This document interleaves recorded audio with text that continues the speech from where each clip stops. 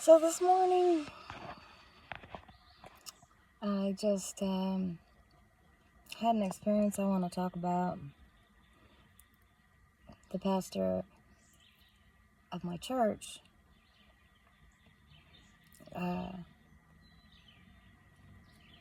decided that she didn't want me to park there anymore. Now, I'd been given permission just 2 days ago to park there until I found an apartment. And, well, I got into it with one of the church members because he was being vulgar and disgusting. He was sexually harassing me, and I gave him a piece of my mind. He didn't like that too much. So he went and told the pastor, and she came to me and knocked on my window like I thought the police was knocking on my window. Like, it was, aggressive. But it was her. I thought it was a little bit odd because she showed up at church yesterday with two of the other ladies, and they didn't say hi to me or anything. Like, they kind of just glared at me from the car, and then they finally went in, and then they left without saying hello or anything, without asking me, "Hey, sister, do you need anything? Like, did you eat? Are you okay? Like, will we see you on Sunday?" Nothing. So that was a clue. That was a hint. But she says, yeah. So Ronnie says you cursed at him or whatever. And I said, "Yes, ma'am. And this is why."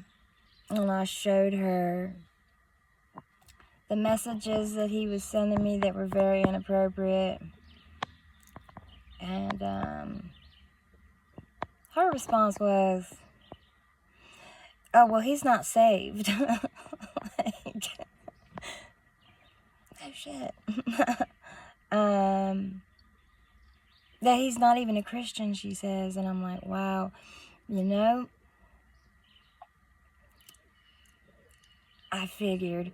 But, that there's a lot of accusations being thrown around, like, "Oh God, she said I was manipulative." I said, "Give me an example."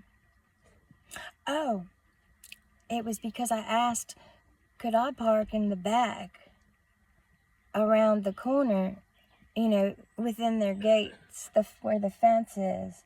I was hoping that..." "Do you need a cough drop, sweetie?" "Okay, I got 2 different flavors if you're interested." Anyways, so she basically, she had nothing. She said, "Oh yeah, because you asked me to park around it." I said, "Well, it's kind of a sketchy area, and it would just be a little safer if people couldn't see my car." And she goes, "Well, for insurance reasons, we're not gonna have you park on the inside of the gate or whatever. You can park on the outside parking lot, though, not a problem." And I didn't argue with it. I said, "Okay. I'll be fine." But that wasn't really about that. It was about the fact that, I was starting to prophesy certain things, and I brought up, I guess, some stuff that they wanted to keep hidden. Like, there's some sketchy mess going on there. Let me just put it that way. I'll tell you just briefly, like, my experience that actually terrified me. I came there maybe a month or so ago, and it was a wrong turn, actually. And I thought, oh, okay, this is a nice little church. I need baptized. So I walked in there, and I'm like, wow, there's literally only like half a dozen people here. Cool, because the smaller the better. I just wanted it to be more private. But they agreed to baptize me the coming Sunday after I had just kind of wandered in as a guest. And I came back that Sunday, and it was like, it was a pretty big deal for me. I actually got a hotel room the night before so that I could pray and prepare. It was a very special occasion. And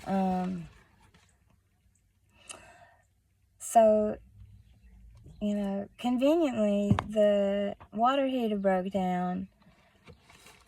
The water in the baptism pool was ice cold. Yeah, they were like, it was just working last night. And I'm like, oh, shucks. Well, I guess we'll see how serious I am, because it was frigid. But that wasn't really the problem. That wasn't what scared me. What scared me is they went to dunk me face first. Like, they grabbed my arms and they went to, like, dunk me face first. I don't know, but that's unheard of. That's not how you baptize somebody. Everybody knows that. And for a split second there, I actually thought they were going to drown me. Yeah, it was super creepy. Anyways, so I've been dismissed. Yeah, that's all I gotta say, really.